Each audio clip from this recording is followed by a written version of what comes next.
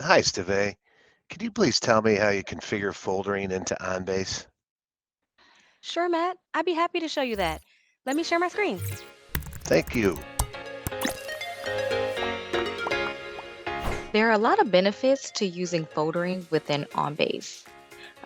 One of them being enhanced organization. You can easily categorize and locate documents, which can boost efficiency. There's improved security. So, unlike physical file cabinets and folders that may be lying around on your desk where anybody can come around and pick up and have access to what's within that folder, uh, only the people with the proper permissions within OnBase will be able to access those documents.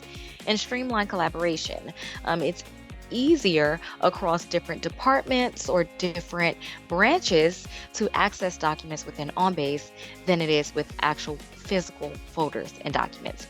In order to utilize folders, you need a file cabinet. So we'll start with configuring a file cabinet and then we'll move on to configuring the folders that are associated.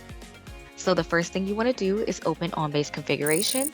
We'll go to document and then we'll go to folder types.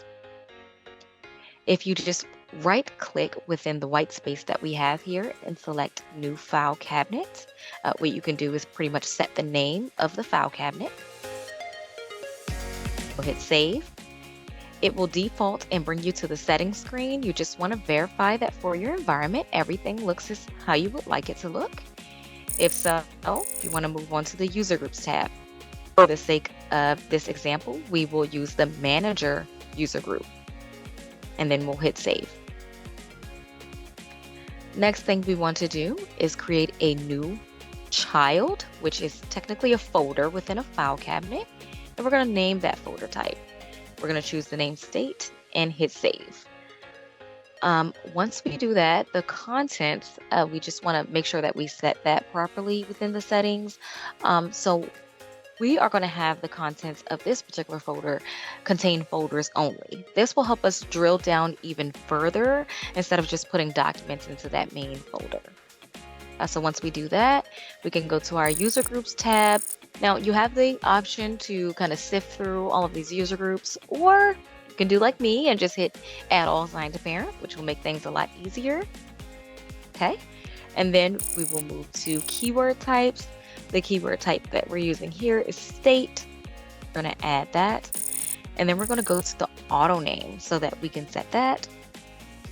The auto name that we're going to use here, we're going to delete the defaults. Okay. And we're going to make our keyword type the auto name. Alrighty. And then we can hit save. Now, once we do that, we want to go ahead and create another child folder. Okay, and we're going to name it customer. Same deal here. We want to make sure that this one in particular will have dynamic document types, meaning it can have a folder in it. It can have documents. So we'll go from there. And we're going to set the user group. Add all assigned to parent. And we're going to set those keyword types to be customer number, customer name, and state. Okay. And so we're going to click the auto name tab. And again, we'll delete the defaults and set the keyword type of state. Okay. Oh, well, actually, we'll make this one customer name. So we already have our state folder. Okay. And then once we do that, we will go to the parent type tab and we want to select state for our common parent keyword types.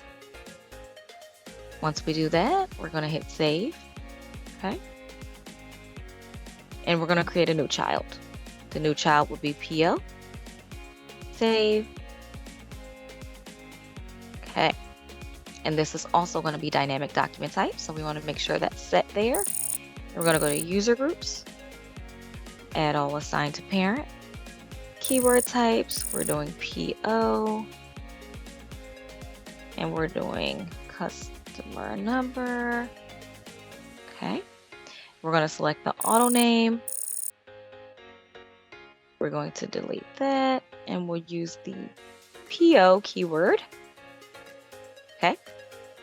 Then once we do that, we also want to go to the parent type tab and select customer number. Awesome, awesome, awesome. Then we can hit save.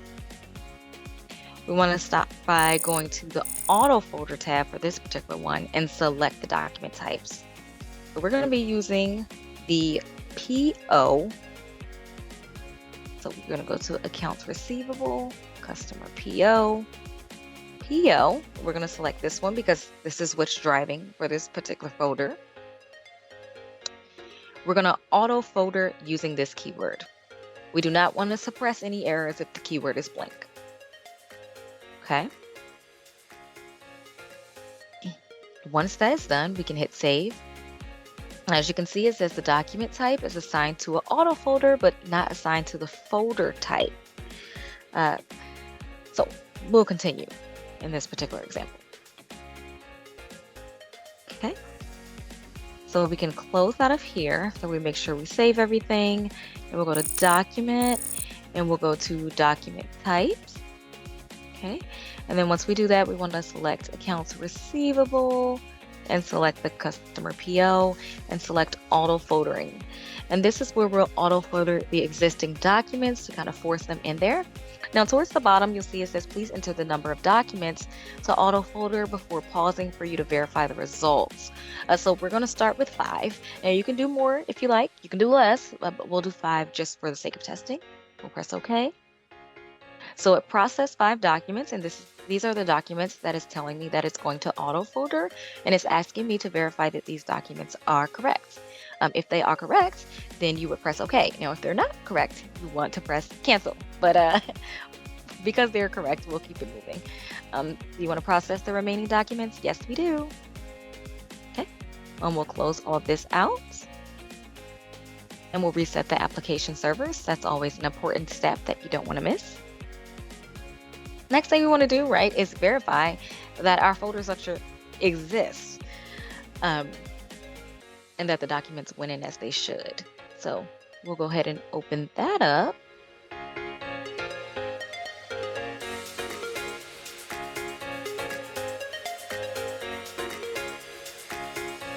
Alrighty. Now that we have the Unity client open, we want to select File Cabinets. As you can see, we have our AR regional customer file cabinet here. We have the 2 states that it broke down into. We have the customer. And then we have the PO here. So depending on how many documents you have within your system, I'm pretty sure more than this test example, you'll have a bunch of documents that will flow within here. And there you go. That's how you configure folders within OnBase.